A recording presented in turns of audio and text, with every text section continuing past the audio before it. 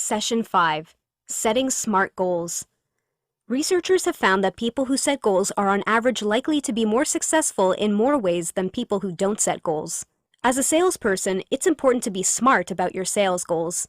SMART is a well-known industry acronym for sales goals that are specific, measurable, attainable, realistic, and timely.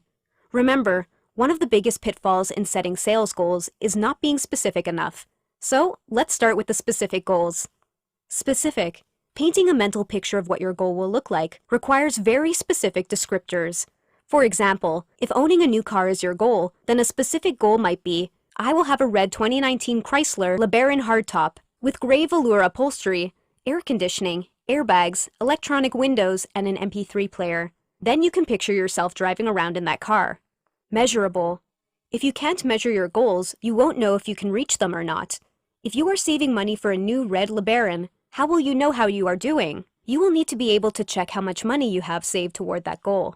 Achievable or attainable. You also want to be certain that your goals are reachable. Sometimes people think that the top achievers of this world set high goals for themselves and then work toward reaching them.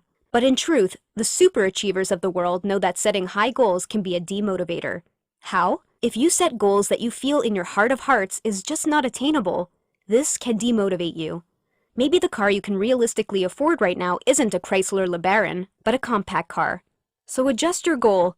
It isn't written in cement or blood. Relevant.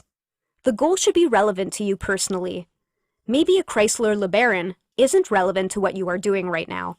Maybe you really need a Chevy half-ton to carry product or supplies. Or maybe transportation isn't your problem. Maybe you need office space or a new computer. You won't get committed to goals that aren't important to you, so you will only put a half-hearted effort into achieving the goal, and then blame yourself on the idea of setting goals if you don't reach the goal. Timed. Goals often need a timeline. Some of us wouldn't get a darn thing done if it wasn't for the deadlines in our lives. There are 3 additional points to remember when setting goals. The 3 Ps. Goals should be framed positively.